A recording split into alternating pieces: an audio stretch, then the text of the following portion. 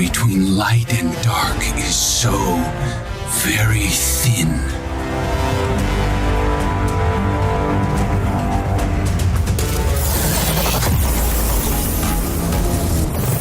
I am God! And I have become legend.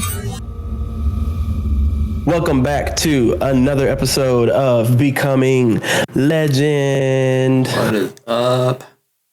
Hey, Mr. Tweezii. What's up? Did you know that this was our 20th episode? I was aware. I had an inkling that this was our 20th one. So, Dude. Congratulations. We're no longer a teen. That's right. Yeah. We're fully grown adults. Almost, but, Like I said, I'm ready to be recruited into Savathuun's army. If you're taking volunteers, Savathuun, I know all the secrets of the Traveler. Hit me up. Anyways, okay.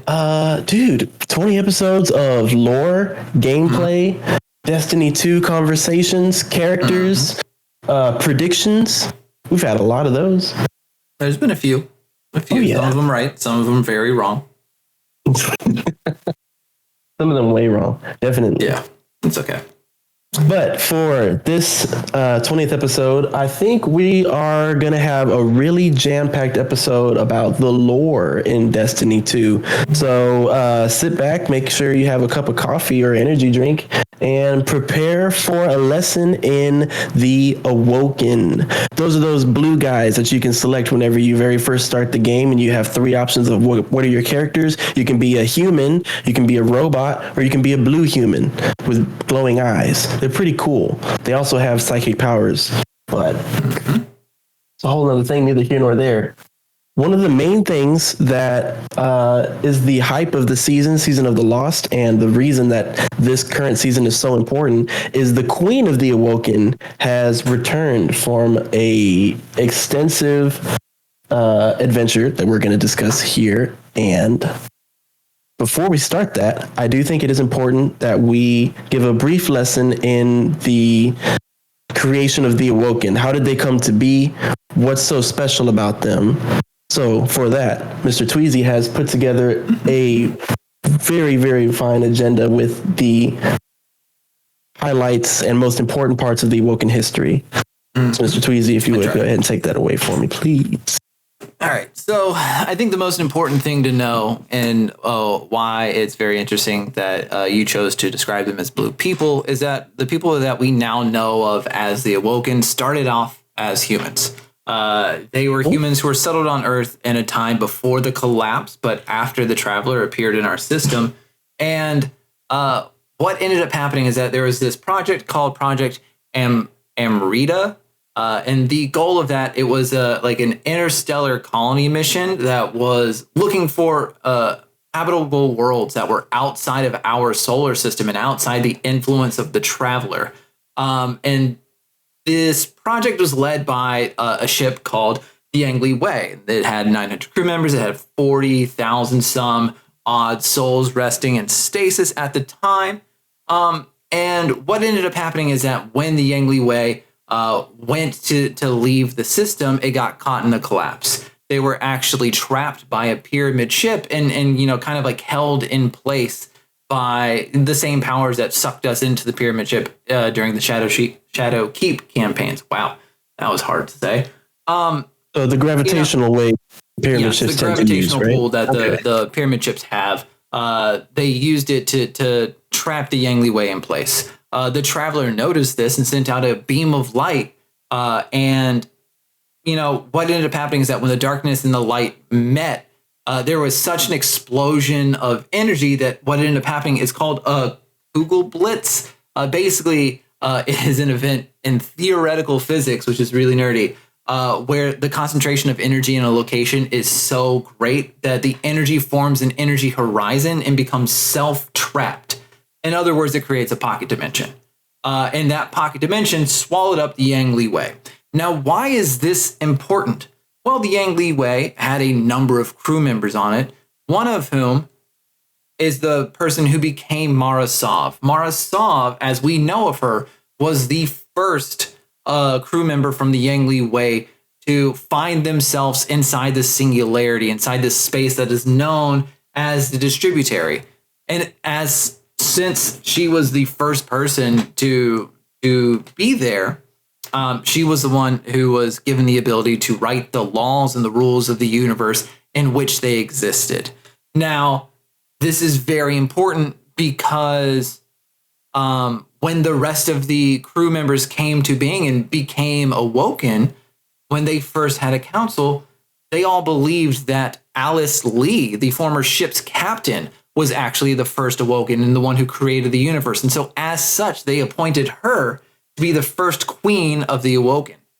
So this becomes a big deal because Mara, ends up trying to convince the awoken of what their duties are. There's two factions of the early awokens. There's the, I'm going to butcher this first name, the Ecolists. The Ecolist belief is that because the awoken were born between conflict of light and dark, that it is their duty to return to the universe that we exist in order to help create a resolution to the fight between the two. The other group, the Sanguine, very much believe the opposite. They believe that becoming awoken was a gift that was bestowed upon them, and as such, they feel no responsibility towards resolving the conflict. Now, this becomes important because Mara Sov, using her influence with the Ecclesias or Ecolist, we're going to go with Ecolist. She uses her influence with the Ecolists to start something which is known as the Theodicy War. Pretty much, the Ecolists make the claim that Queen Lee, being the first person, the first awoken into the universe, the one who created all the rules, that everybody should be mad at her because in creating those rules, she prevented the awoken from becoming the gods that they could be. The Sanguine obviously defended Queen Lee, and what ended up happening is it started fighting. It started fighting between the two factions that ended with a peace treaty, and then after the peace treaty, Queen Lee actually stepped down from her role, and another queen was elected. Now, this queen was not Mara Sov, but Mara Sov continued to work in the background. She eventually became the head of the Ecolists. And in doing so, she rallied a lot of the awoken, reminding them that they were born of the conflict between the light and dark, and trying to convince them to go with her and leave the distributary, to go back to our Earth, knowing that they were going to age, knowing that they were going to face mortality again. Trying to convince them that they should all leave to rejoin the fight and resolve the conflict. Before they left, Mara met with Alice. And when she met with Alice, she revealed that it was, in fact, her who is the first person into the distributary. It was, in fact, Mara Sov that created the rules, like we established before. And not only that, she admitted that she was the catalyst behind the war, and that she did that in order to create a sense of guilt in the people that would convince them to go along with her when she, came up with her plan to return back. The queen didn't like this, or former queen, Alice Lee, did not like this, and used all of her connections to hasten Mara's exit from the distributary. When they left, they kind of cut off all contact, right? Obviously, we know a little bit about what happens there. The Awoken establish themselves in the Reef, and they really begin to start prospering. They elect Mara Sov to be queen of the Reef. Mara Sov appoints Surger Ido as her queen's wrath. They had a relationship before when they were in the distributary. Ido had actually tried to kill her, but actually when they met face to face, she thought she was so beautiful that she challenged Mara Sov to a fight. Mara Sov had Aldrin fight, against her and won, and so Ido became, pretty much devoted to Mara after that. And then when Mara was having a quest and trying to discover who she was, she felt the need that she needed to confess to Ido, and so she took Ido somewhere private, and she confessed that she was actually the first Awoken, and she was the one that created the rules. As a result, she was the reason why the Awoken were not the gods that they could have been, and that all of the suffering that the Awoken had endured ever since was in direct response to what Queen Mara had done. And, being a good partner, Ido was, very much you are fine. She kind of just brushed off the concern, being you were just trying to do what was best for your people. You're trying to act for the greater good. But she also is like, but I feel like you're confessing this because you're trying to keep a deeper secret. Like, what is going on? And then Mara confessed that she planned to become a god. Now, Ido wrote this off because she just thought that it was like incoherent mumbling. But more and more as things continue to happen, we can see where some of these parallels are starting to connect with what we're experiencing in the game. Obviously, from that point, we experience a lot of the things that happen in the game. We experience a lot of the story from that point. So I think the important thing to bring attention to is the Battle of Saturn, because that was the pivotal moment that is set in place or set into action a lot of the other events. So what we know about the Battle of Saturn, right, is that in retaliation for the Guardians killing Crota, Oryx, the Taken King, took his Taken army and his dreadnought and descended upon our solar system. And what ends up happening is that Mara and the Awoken fleet meet him in Saturn. Part of it is just to protect the Reef and to protect the inner worlds of the system from being taken. But there's also some secret planning behind it. Who knows? If you play Destiny 1, if you play Destiny, you know what happens. But in case you don't, the Awoken fleet fought valiantly against the Taken fleet for a little bit until Oryx, fired the Dreadnought's primary weapon. And that primary weapon sent out a massive shockwave. It created a hole in the rings of Saturn. It wiped out not just the Awoken fleet, but the Hive fleet as well with it. So it's just massive destruction. Uldren's ship sent careening off. He goes and lands in Mars. We don't see him for a time being. And what we believe at the time is that that Mara Sov is killed, that she's dead, that Petra becomes the new acting, regent of the Dreaming City, but Mara's gone. And then there was that scene right at the end of the Taking King after you defeat Oryx in the campaign where his sword is there and Eris comes up and begins talking to the queen. And we've always had this theory that maybe there's a secret plan behind this. Maybe Eris knows something that she doesn't know. Who's the queen she's talking to? Is she talking to Savathuun? Is she talking to Mara Sov? Like, what's going on? And so what we've come to understand is that Eris and Osiris and Mara had come up with a secret plan for how they were going to deal with everything. And we're going to talk a little bit more about that plan and kind of what that meant for Mara. But the other important thing was that they made the plan that Mara and the Awoken fleet were going to sacrifice themselves in the way that they did, where they did. And the reason why is that it prevented Oryx and his fleet from, moving further into the system, like by forcing him to unleash his primary weapon in that massive shockwave.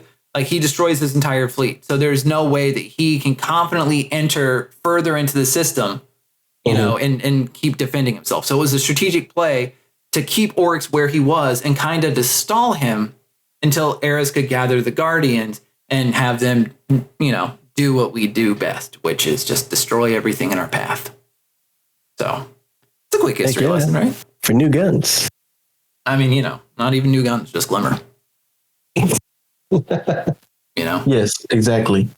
But one of my favorite developments from the Battle of Saturn, one of the things that we've learned since in Destiny 2, when they really came back after the fact to answer a lot of questions on what was really going on and what potentially was Mara Sov's plan, was we didn't know that Mara Sov actually planned her death. In that battle, just exactly as you state right before the Reef, she does exactly stall for time for the Guardians to come in and kill Oryx. However, she apparently was able to manipulate the sword logic in a way that allowed her, let's just say her soul, to literally slide down the sword of Oryx's sword logic and enter his ascendant realm. So basically, by Oryx killing her and the way that Oryx absorbs power and feeds that to his worm, she was able to slip through a little space in time into his ascendant realm and attempt to take the throne after we killed Oryx. But Oryx also saw this coming and invaded Mara Sov's ascended realm, which we know as the Shattered Throne, and prevented her from being able to steal the throne and then respawn in her ascendant realm. So they went into each other's shadow realms, you could say, their soul spaces, their ascendant realms, and just took out the only place that they would be able to revive. So what does this mean for Mara Sov if she's unable to revive? Is she ends up kind of wandering the ascendant plane for who knows how long, because time is definitely not the same there as it is here. So I'm going to chalk it up as probably decades, if not hundreds of years, where she's in there trying to manipulate her own will into being, as that is one of the ways that you return from the ascendant plane. And yeah, she just goes through like a really crazy adventure there. Yeah. There was also talks that while she was in the ascendant plane, she tried her best to kind of prevent the Black Fleet and the pyramid ships, the Dorito ships, whatever you want to call them. Like while she was there, she was trying to also prevent the Black Fleet from invading our system. It is that failure to do so that is actually what convinces her to come back in the way in which she does now, which obviously we know now that she took advantage of the ley lines that exist. And, it's very much tied into the gameplay loop that we're already taking part of. But she used the ley lines in order to find her way back physically to the Dreaming City. Right. But we're also not sure what else she was doing in there. Like, we know that Mara Sov is a planner, like plans upon plans upon plans. When we spoke to her after the conclusion of the Forsaken missions, when we were talking about the things that were happening with Uldren, she was aware of them. She had kind of planned for them in a bunch of different ways. And so we don't know what else she did. All we know is that she was there, and after we defeated Oryx, that she kind of just floated around and she was doing whatever she could to get ready for the next phase of her plan. But we don't know what happened on the in-between. We know after speaking with her during the Forsaken mission that she has spoken with like the emissary of the Nine. She has had communications with someone who does not like people who are able to wield the light. So is that Savathuun? Is that somebody? Is that Zebra Wrath? Is that somebody else that we have not met yet? I don't know. So she's had audiences with people, but we don't fully know what all she's been up to. All we know is that she is now back and doing her thing. Right. And I think. Sorry, you were going to say something.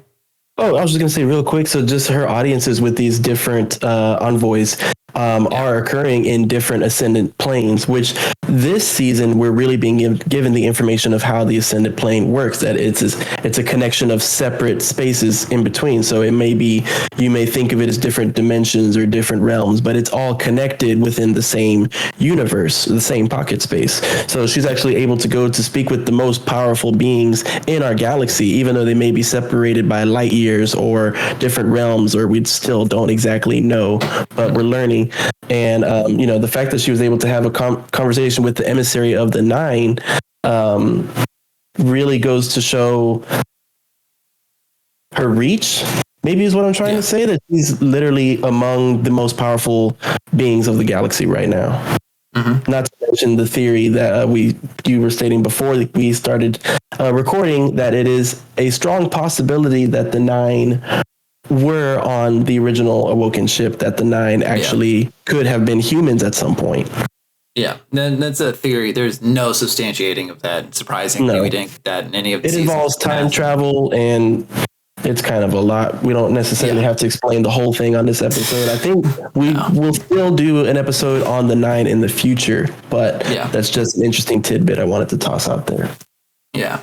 And so if you're wondering why we want to talk about this, a lot of the questions that we've been having as we continue to go through the gameplay loop and every week see Savathuun trapped in like this crystal form is why is Mara Sov listening to Savathuun? Why is she playing along? Why is like we know that Savathuun is like a trickster. We know that Savathuun speaks in half truths and tries to weave words and actions in a way where it always benefits her. You know, we know that Mara Sov is questioning, you know, what Savathuun's true intentions are with coming to the Dreaming City and seeking that audience. And it is this history that we've seen with her, like, constant search for power and the things that she has been doing, makes you wonder what Mara Sov's endgame is going to be whenever, if ever, rather, we are able to successfully separate Savathuun from her worm. Is Mara going to try and commune with the worm in order to try and seek greater power? Just like what is the plan here? Is it to become more like, you know, is it to follow some of the teachings of the sword logic, and by defeating Savathuun, like, you can potentially absorb her power as your own? Like, what is the plan for Mara Sov? We know that she has very high ambitions for herself. Again, she has stated that she wants to become a god. But how is she going to do that? And is this when she tries to do it? And so I think it's very interesting to kind of theorize and talk about as we also slowly wrap up what is potentially the entire season. Hopefully not, but we know there's a chance. So yeah. Oh yeah, absolutely. Now, for me, and I'm just going to go ahead and jump into theorizing what may happen, or what Mara Sov's plan may be. We're going to go ahead and make a prediction that's going to be completely wrong in like 3 weeks. That's fine. But I think what you were saying just now, you actually may be onto something, that Mara Sov may either try to commune directly with the worm, or what I think is she is going to use us in order to separate the connection between Savathuun and Savathuun's worm, then kill the worm using the sword logic to absorb the power and everything that the worm is able to give to Queen Mara. I think that her plan essentially involves her becoming the most powerful being of light in the galaxy, in order for her to try to fight off the pyramid ships and the entity, the voice in the darkness beyond that. Because right now we know that she has a plan in motion that's supposed to save us. We have no clue what's going on, but all that I know is whatever it is, we're going to need some heavy firepower. We're going to need something like, she couldn't even touch Oryx just a couple years ago, and now we're supposed to believe that she's able to defend us from the pyramid ships. How? Rasputin couldn't even. But anyway, I think that her plan does involve her manipulating us to some degree, and killing the worms, possibly attempting to kill Savathuun. Maybe something goes wrong there that leads into the Witch Queen. But I think that she is going to do whatever it takes to become the most powerful being, even if that is against the wishes of the Guardians. Because right now, we don't necessarily work for her. We're just working in we have like similar... In parallel. Yeah, exactly, in parallel. But I think if she had to, she would throw us away in order for her to gain more power. I mean, probably. Let's be real. It's Mara Sov. She's kind of known for doing that. Like the way she treated her brother, which, she seems to be expressing some form of regret now, in the ways in which she treated him. It's very convenient now, but I can get along with that. The only thing that I have questions about is whether or not she truly wants to align herself with one side or the other in the fight. She has had that conversation with us. It's the line between light and dark is so very thin. The light isn't all good. The darkness isn't all bad, as you've learned. Right. And we know in some of the history that when we had spoken with Mara in the past, Mara said that she believed that she had an opportunity back when she was a human, back before the collapse, where she could have taken out the Traveler and saved all of us, all of this mess, but she didn't do it. So I don't know. Sometimes it just doesn't sound like what somebody who wants to side one way or the other would say. And so is she going to be a third, like in between option? Is she going to is her goal to try and find a way to combine the powers of the light and the dark to create something that's a little bit more of a shade of gray? I don't know. But it's very telling, especially because you speak with her and she's very cool and calculated, and everything that she does seems to be done with intention. And I think what is especially great about her is that as of right now, she is one of the only characters that stands a chance to be able to defeat Savathuun. Like, we've seen it in game. She turned Savathuun into a popsicle, like, meanwhile, it took 6 of us to take down Oryx, and he was huge. So, I'm just saying. I do have questions about what her intentions are, or what her final plans may be, and whether or not we're going to see that in Witch Queen, or if it's going to be a Lightfall thing, or where this is going to go. Because she's not really our friend, but she's not our enemy. And I know that, like, we might be temporarily aligned, but will there be a time in the future where we're no longer on the same sides, and what she wants and what we want are completely separate things, Yes, absolutely. I mean, even putting aside those major differences we would have in either working with or against her, I think even how her brother reacts these next couple weeks will be a major defining moment on how she treats us. Yeah. Because right now she is sort of revealing a plan that it is possible that she actually planned for her brother to die.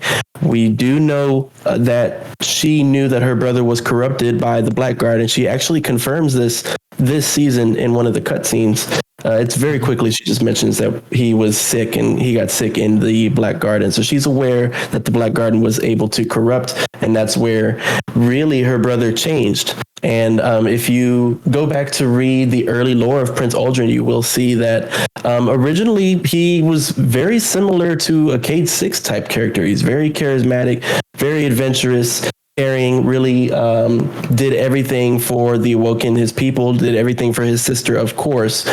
But after his adventures into the Black Garden was when he became a little bit more of an asshole. I think you said that in the last episode exactly. I may be stealing that quote from you, but yeah, it's true. And I think with her being aware of this, he knew eventually corrupted beyond the point of saving, whether she was around or not, and considered that into her plan, and allocated the time necessary for him to potentially be revived as a guardian. And if he was, then she definitely has a connection to the light. If she can convince Crow to take on the responsibilities of Uldren Sov, then she has another guardian and point of power that she can manipulate in her scheme to become the most powerful, person, to become a god, as she stated before. Yeah. So we'll see what happens. It really, how's Crow going to react to that? He's still coming to terms with who he was. How is he going to come to terms with the plans made for him? I don't know. There's been some lines, especially as we continue to play over the seasons, where he seems very upset and, very much like Awoken can't tell me what to do when speaking to Mara. And I'm, you're sitting there, you're like, I mean, she can, kind of, like, she is your queen and your older sister and the reason why you exist in the first place. Like, she is your reason for everything. It's okay. But I also think it just makes, like, this battle between Crow and Uldren Sov and who he is and who he was and how much is he going to be how much is he going to turn into the person that he was before? I think this was something that was talked about in one of the weeks where they spoke to the fact that, because Aldrin was feeling like he was left out, and because Crow was feeling like he was left out of the conversations and everything, that, they see him reverting more and more to his old ways, and that's not even to mention, is Crow going to keep the name Crow? Like, the name Crow, in case we haven't talked about it before, Aldrin Sov was the Prince of Crows. The crows are small little drones that he manipulated as an Awoken in order to be like the spy master for the Awoken. And so Spider, when he realized who Aldrin Sov was, because Aldrin Sov, when resurrected, didn't realize that he needed to keep his face covered for a little bit and faced a lot of trouble. It wasn't until that dawning ship came out where he talked about celebrating the dawning alone and having to wear a helmet everywhere that he went because people had a negative reaction just to seeing his face and he couldn't understand why. When Spider discovered him, it kind of like as a tongue-in-cheek way of making fun of who Aldrin was, he named him the Crow. The Crow being the underling that used to be like a cog in the spy master's like toolkit, like just a little underling, the same that the Hidden are, but for Spider. So he became, it was a whole thing, and as Crow becomes more aware of his history and who he was and what that means, one of the big questions that I have remaining, is he going to remain the Crow, or is he going to realize all of these actions that have been taken, like the fact that naming him the Crow was making fun of him, and is he going to revert back to being called Aldrin? Is he going to find a new name with which he wants to be referred to as? There's a lot of questions about him and how he is going to handle the weight that is knowing what Aldrin Sov has done before he died. Yeah. Some heavy stuff. It is. What's he going to do? Especially because okay, so we know that we're going to talk about the weeks and what happened, and we're going to break it off at like week 6, right? Which is when Crow touches the Savathuun crystal and told him not to touch it. Gains an understanding. Told him not to touch it. I mean, everybody did. Everybody told him, hey, don't do that. Don't go in there. Don't talk to her. Don't. Hey, we're looking out for your best interest. Don't. Gotta learn someday. Anyways, so I have a really big question about that entire event. And I'm very curious because I think this small distinction will play into how things are done, right? So we know that Crow touches Savathuun and gains that knowledge of who Aldrin was. And we don't know what all Aldrin's, we don't know what Savathuun chose to show or not to show. For all intents and purposes, let's say all of the memories come back. How does Crow experience them? Is it as an outsider, as a flat, as something other than watching from the sides as all of these visions go past? So he's like a passive observer to what Aldrin was? Or is this like a memory, like something that's triggered in his brain that he remembers things?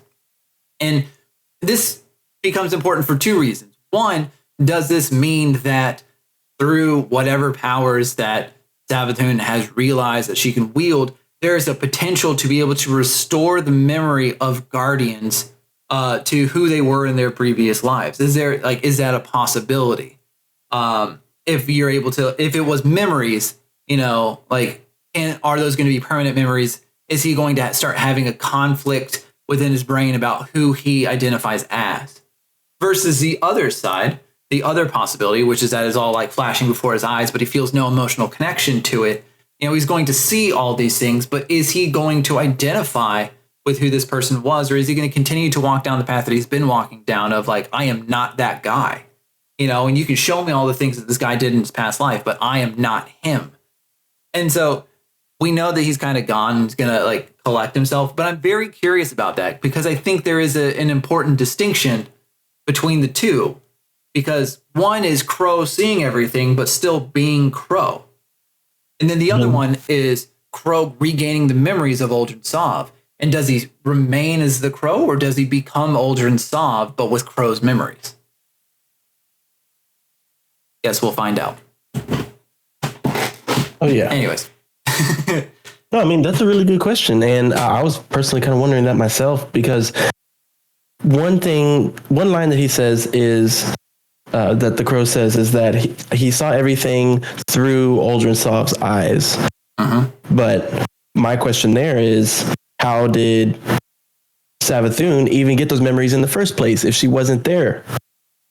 So were they even his actual memories? Exactly. Were they his memories? Did she implant something? Did she make things up? Did she maybe alter one or two events, which can completely change the entire view of Uldren Sov's life from the perspective of Crow?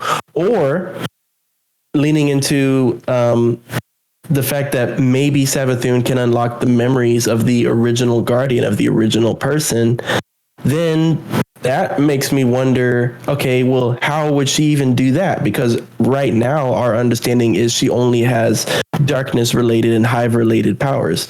I would say that as her time spent as Osiris, where she did have time to experiment on ghosts and do her research and do her hive magic for, we don't even know how long. Let's just say the 16 weeks of the last season, more or less.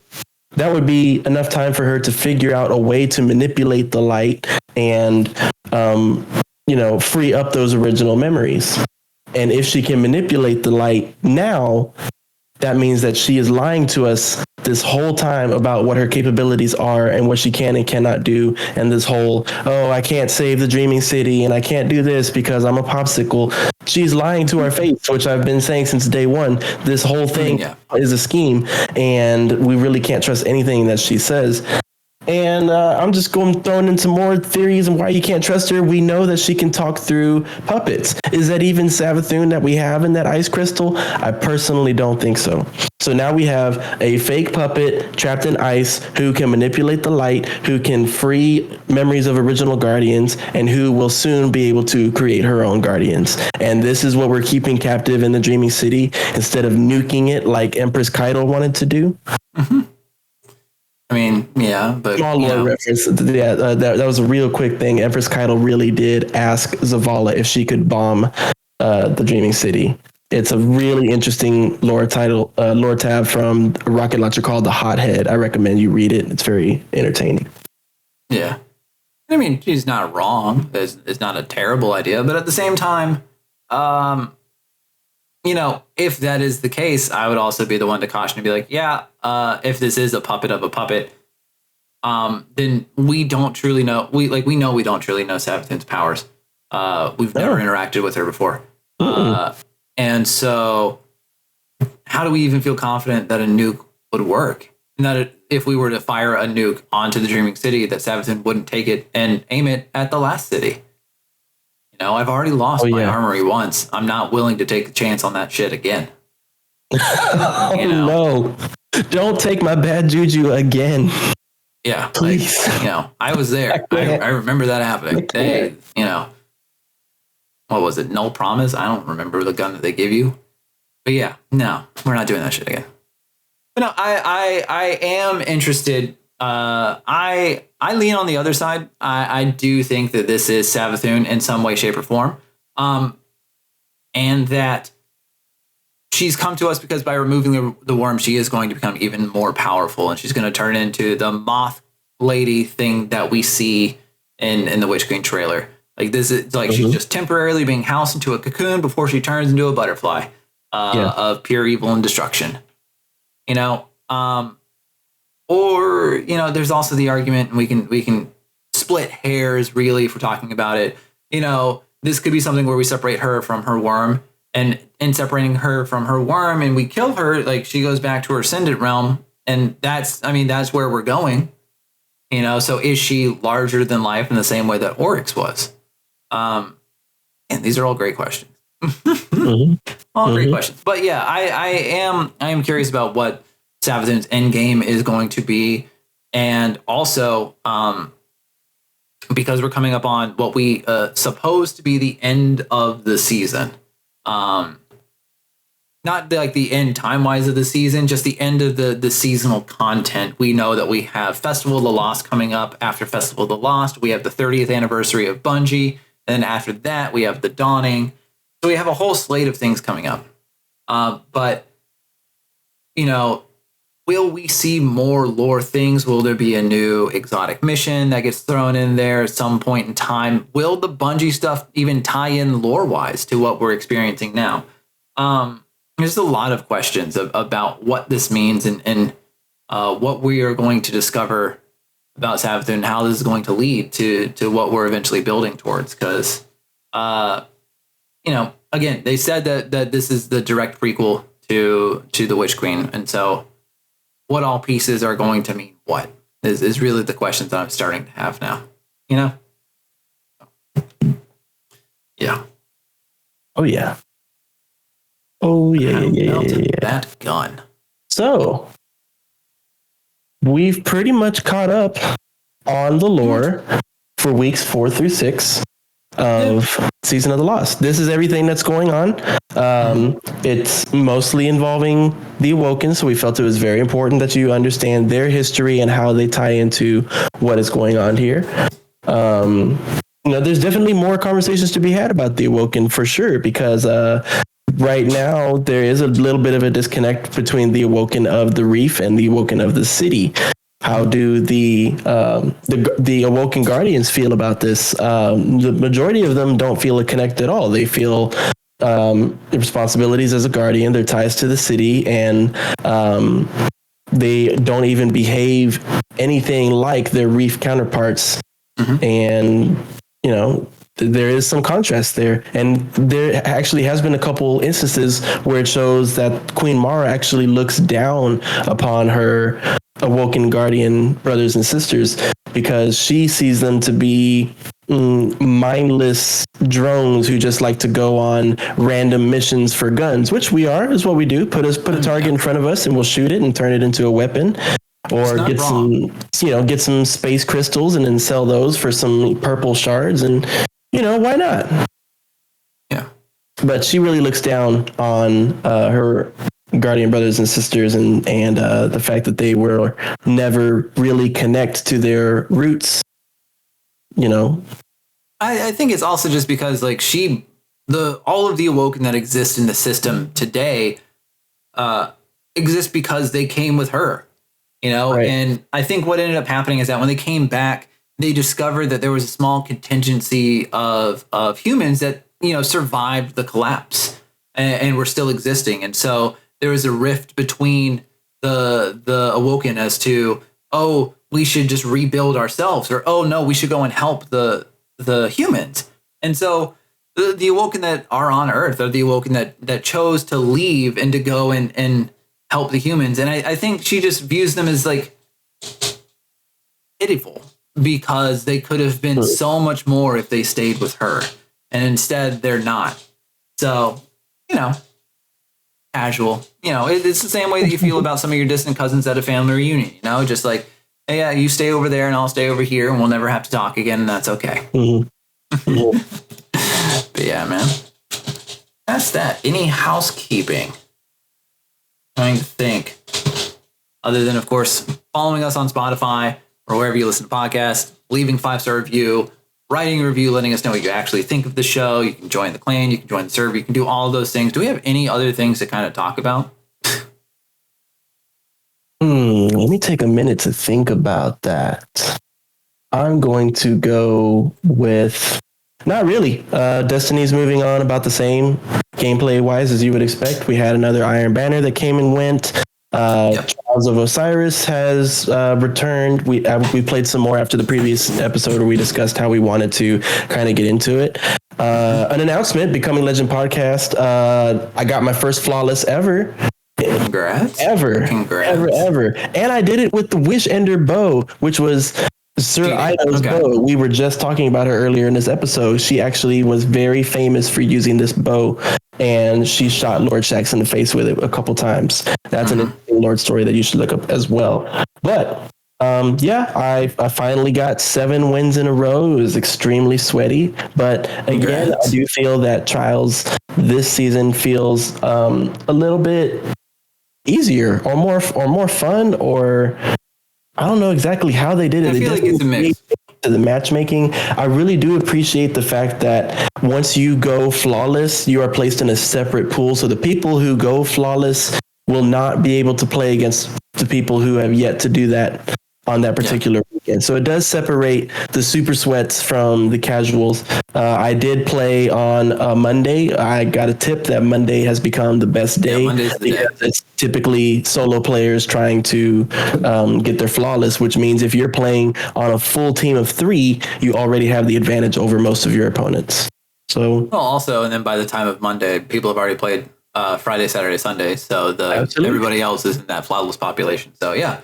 Absolutely. Good plan. But again, congrats, man. Congrats on being able to do it. You know? Appreciate that. It's definitely a thing. What? I said, I'm going to get you next. Yeah. All right. Well, Yeah. you know. We haven't played much together. I see you. Yeah, you know, it can be because I live on the West Coast and I'm always on super late for everybody. But no, I'm around. I play. It's just typically like, you know, midnight and later for people on the East Coast.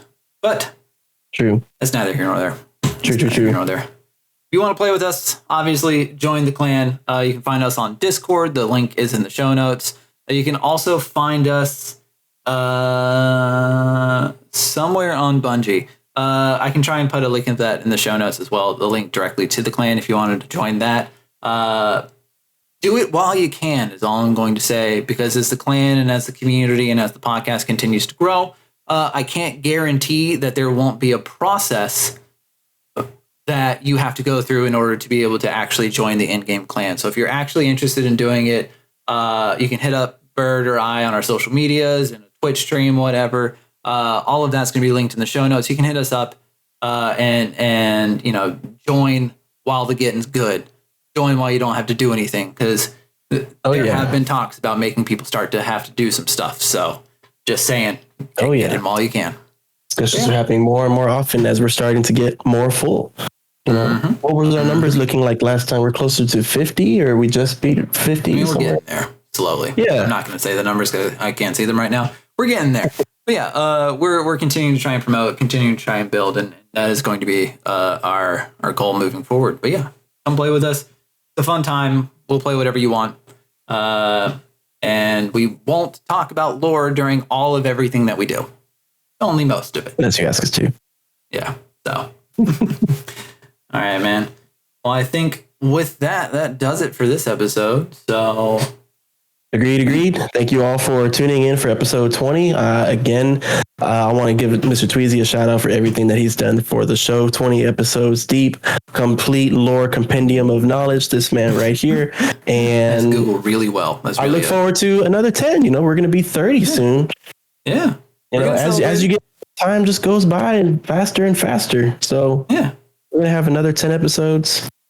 At least 20 episodes. 30 episodes. We'll figure it out. We'll figure out something. 40 episodes. Yeah, man. Thank you guys so much for listening. Thank you so much for all of your time. We really do appreciate it. Again, like, follow, subscribe, do whatever you got to do. Show the love, and we'll make sure that we send the love back. So, 50 episodes.